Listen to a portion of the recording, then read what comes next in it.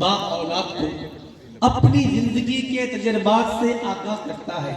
باپ اولاد کو موجودہ اور آئندہ آنے والے خطرات و فتنوں سے باخبر کرتا ہے. باپ اولاد کو کامیاب زندگی گزارنے کے اصول سکھاتا ہے. باپ اولاد کو اپنے اور پرائے کا فرق بتاتا ہے. باپ اولاد کو خوش دیکھ کر خوش ہوتا ہے، اور جب اس کی اولاد تکلیف میں مبتلا ہوتی ہے تو باپ بھی پریشان ہو جاتا ہے. باپ اولاد کی جلی کٹی باتیں سن کر بھی چپ رہتا ہے. باپ اولاد کے چہرے سے اس کی پریشانیوں کو بھانپ لیتا ہے. باپ مشکلات میں اولاد کی ہمت بندھاتا ہے. باپ معذور اولاد کو بھی بے سہارا نہیں چھوڑتا. باپ نافرمان اولاد کے لیے اپنی محبتوں کے دروازے کھلے رکھتا ہے. باپ نہ ہو تو گھر ویران ہو جاتا ہے. میرے پیارے اسلامی بھائی، آج کی زمانہ اگر ہم اس چیز پہ یہاں بیٹھ کر کچھ دیر کے لیے غور کریں کہ آج ہمارے ملک کے اندر بھی اولڈ ہاؤس بننے شروع ہو گئے. اب اولڈ ہاؤس بننے کی وجہ کیا بن رہی ہے کہ اولاد کے پاس ٹائم نہیں ہے کہ وہ اپنے ماں باپ کی خدمت کر سکیں. آج فی زمانہ ہمارے یہاں چل رہا ہے باپ جنت کا درمیانی دروازہ، ماں جنت کی چوکھٹ. جی ہاں، میرے آقا مدینے والے مصطفیٰ صلی اللہ تعالی علیہ وآلہ وسلم نے ارشاد فرمایا، باپ جنت کا درمیانی دروازہ ہے، تیری مرضی ہے کہ اس کی حفاظت کر یا اسے چھوڑ دے. ایک اور مقام پر میرے آقا مدینے والے مصطفیٰ صلی اللہ تعالی علیہ وآلہ وسلم نے فرمایا، بیٹا اپنے باپ کا حق ادا نہیں کر سکتا یہاں تک کہ بیٹا اپنے باپ کو غلام پائے اور اسے خرید کر آزاد کر دے. ایک اور مقام پر میرے آقا مدینے والے مصطفیٰ صلی اللہ تعالی علیہ وآلہ وسلم نے ارشاد فرمایا، رب کی رضا باپ کی رضا مندی میں ہے اور رب کی ناراضی باپ کی ناراضی میں ہے.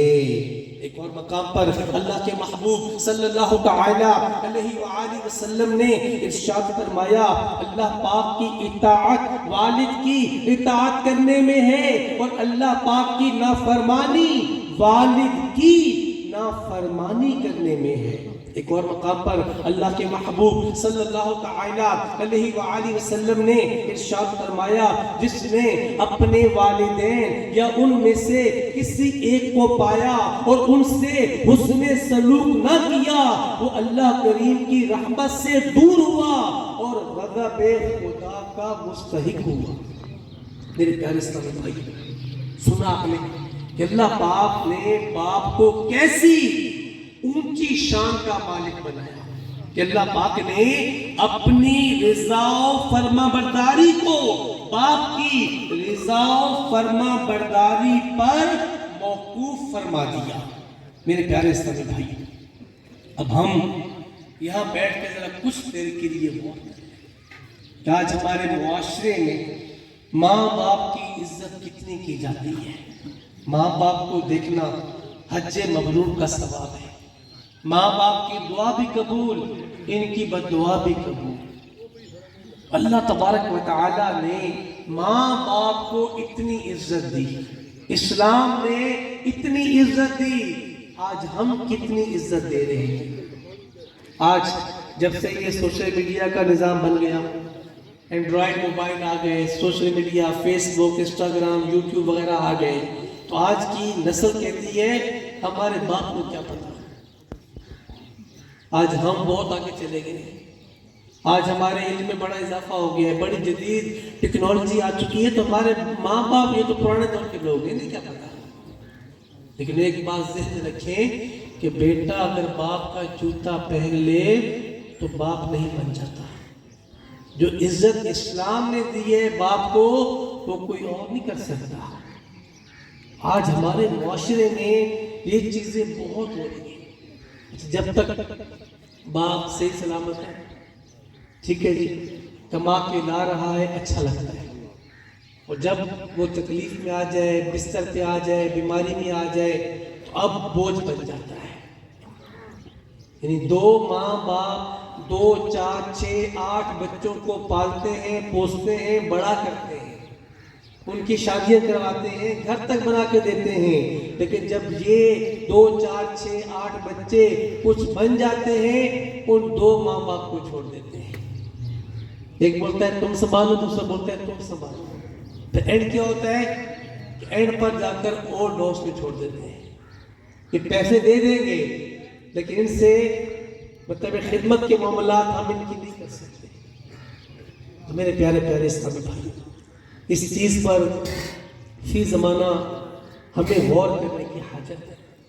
کئی ایسے بچے ہوں گے، آپ ان کے دیکھے ہوں گے، بچہ پیدا ہوتا ہے نابینا ہوتا ہے، بچہ پیدا ہوتا ہے گونگا ہوتا ہے، بچہ پیدا ہوتا ہے اپاہج ہوتا ہے، ڈاکٹر بولتے ہیں یہ چل نہیں سکتا، لیکن ماں باپ نے کبھی بھی ایسے بچوں کو پھینکا نہیں، اپنا تن من دھن، کوئی دربار، کوئی پیر فقیر جگہ چھوڑتے نہیں، پتہ کہ ہمارے کام کی نہیں ہے یہ، لیکن ان کے لیے فکر مند رہتے ہیں، ان کے لیے تگ و دو کرتے ہیں، ان کے لیے کوشش کرتے ہیں، اور جب یہ جوان جو ٹھیک ہوتے ہیں، جب ان کے ماں باپ بیمار ہوتے ہیں، بھاری پڑ جاتے ہیں۔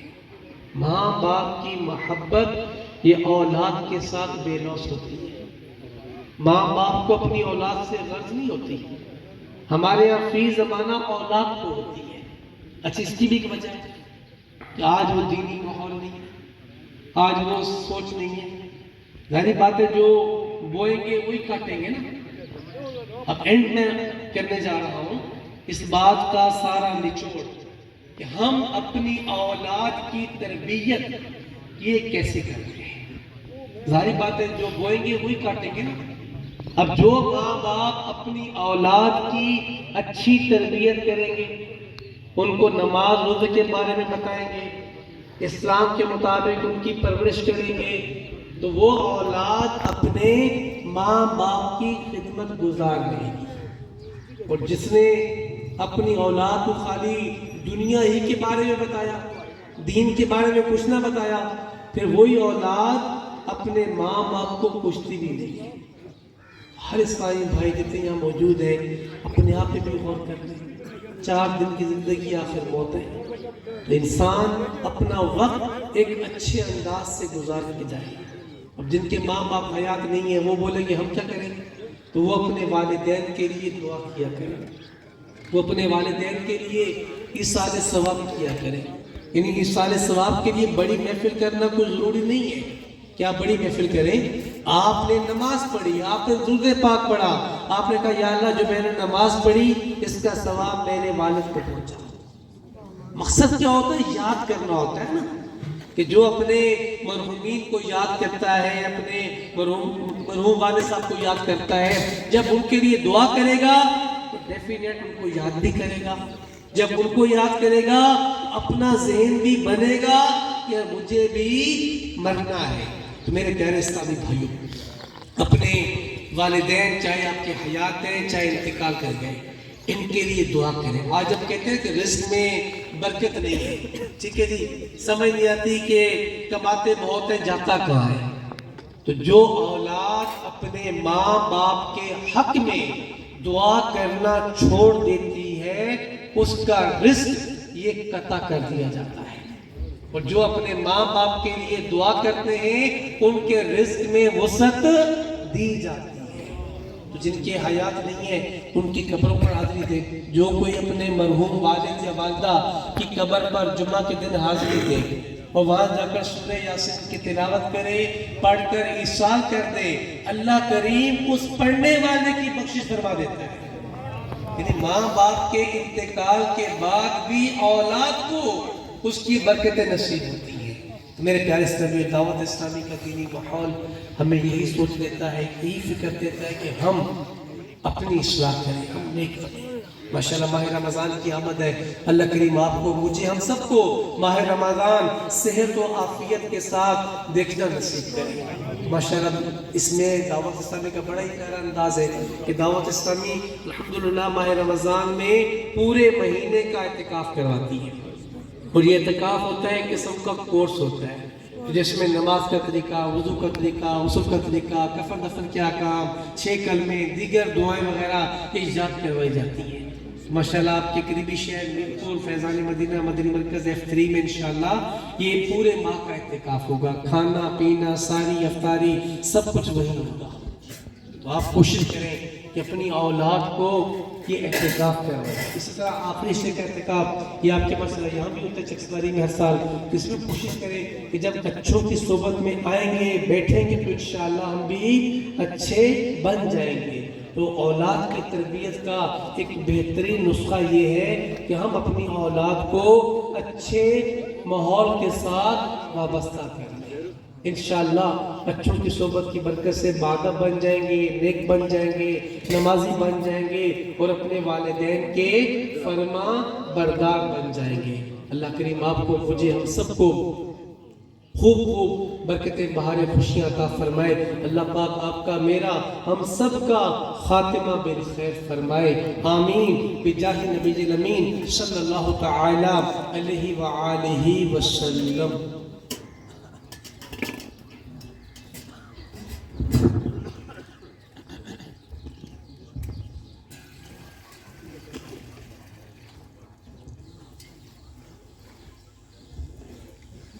أعوذ بالله من الشيطان الرجيم. بسم الله الرحمن الرحيم.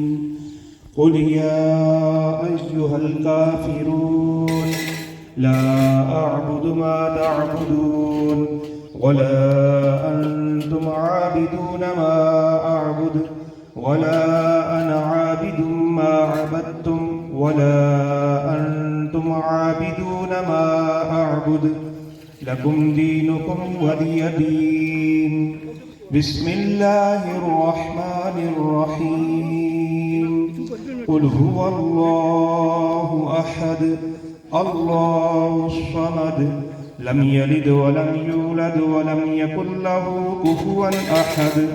بسم الله الرحمن الرحيم. قل هو الله أحد الله الصمد لم يلد ولم يولد ولم يكن له كفوا أحد. بسم الله الرحمن الرحيم. قل هو الله أحد الله الصمد لم يلد ولم يولد ولم يكن له كفوا أحد. بسم الله الرحمن الرحيم. قل أعوذ برب الفلق من شر ما خلق ومن شر غاسق إذا وقب ومن شر النفاثات في العقد ومن شر حاسد إذا حسد. بسم الله الرحمن الرحيم. قل أعوذ برب الناس ملك الناس إله الناس من شر الوسواس الخناس الذي يوسوس في صدور الناس من الجنة والناس. بسم الله الرحمن الرحيم. الحمد لله رب العالمين الرحمن الرحيم مالك يوم الدين. إياك نعبد وإياك نستعين. اهدنا الصراط المستقيم صراط الذين أنعمت عليهم غير المغضوب عليهم ولا الضالين. آمين. بسم الله الرحمن الرحيم. ألف لام ميم. ذلك الكتاب لا ريب فيه هدى للمتقين الذين يؤمنون بالغيب ويقيمون الصلاة ومما رزقناهم ينفقون والذين يؤمنون بما أنزل إليك وما أنزل من قبلك وبالآخرة هم يوقنون. سيدنا ومولانا محمد وبارك وسلم عليه. ربنا آتنا في الدنيا حسنة وفي الآخرة حسنة وقنا عذاب النار. اللهم أعني على ذكرك وشكرك وحسن عبادتك. اللهم أجرنا من النار. اللهم أجرنا من النار. اللهم أجرنا من النار. یا اللہ یا رحمان یا رحیم. اے مالک و مولا، ہم سب کا یہاں جمع ہونا، حاضر ہونا، تلاوت کرنا، نعتیں پڑھنا، بیان کرنا، سننا، ذکر و اذکار کرنا، حاضر طعام جو کچھ پڑھا گیا، جو کچھ میرے ملک ہوا، اے اللہ ان سب کو تیری پاک بارگاہ میں پیش کرتے ہیں، قبول فرما. یا اللہ پاک اپنی شان کے مطابق ہم سب کو آج کی اس محفل پاک کا اجر عطا فرما. اے مالک و مولا، آج کی اس محفل پاک کا ثواب تیرے پیارے محبوب صلی اللہ تعالی علیہ وآلہ وسلم کی خدمت میں ہدیتاً، تحفاتاً، عاجزانہ، غلامانہ پیش کرتے ہیں، قبول فرما. اے اللہ والدین مصطفیٰ صلی اللہ تعالی علیہ وآلہ وسلم کی پاک بارگاہوں میں پیش کرتے ہیں، قبول فرما.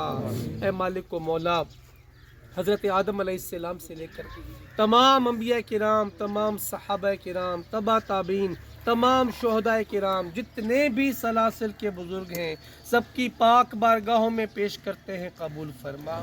اے اللہ حضرت آدم علیہ السلام سے لے کر آج تک جتنے مسلمان مرد، عورتیں، بچے، بوڑھے ایمان کی حالت میں انتقال کر گئے، سب کی ارواح کو ایصال کرتے ہیں، قبول فرما.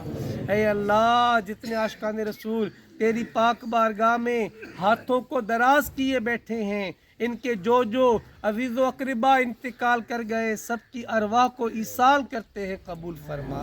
اے مالک و مولا، بالخصوص ساجد بھائی، ماجد بھائی، ان کے والد مرحوم ملک جیون خان، اے اللہ ان کی روح کو ایصال کرتے ہیں، قبول فرما. اے اللہ اس گھر کے، خاندان کے، برادری کے، محلے کے، گاؤں کے جو عاشقان رسول انتقال کر گئے، سب کی ارواح کو ایصال کرتے ہیں، قبول فرما. اے اللہ ہم سب کی بے حساب بخشش فرما. ہمارے ماں باپ کی بے حساب بخشش فرما.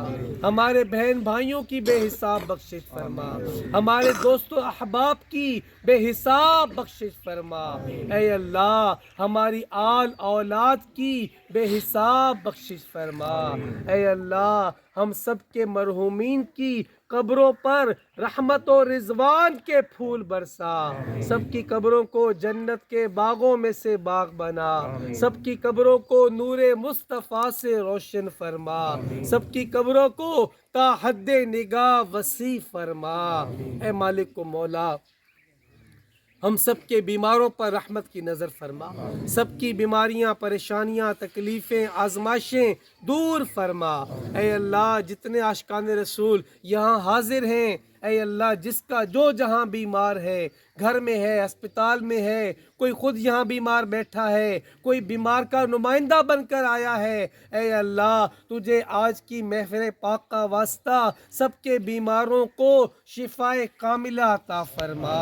سب کی بیماریاں، پریشانیاں، تکلیفیں، آزمائشیں دور فرما.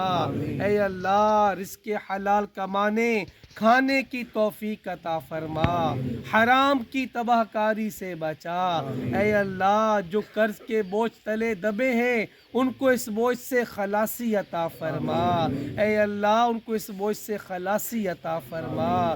یا اللہ جو رشتوں کے لیے پریشان ہیں، انہیں سنت کے مطابق اچھے اور نیک رشتے عطا فرما. اے مالک و مولا، تمام بے اولادوں کو نیک صالح اولاد عطا فرما. جن کی اولاد ہے ان کی اولاد کو اپنے والدین کی آنکھوں کی ٹھنڈک بنا.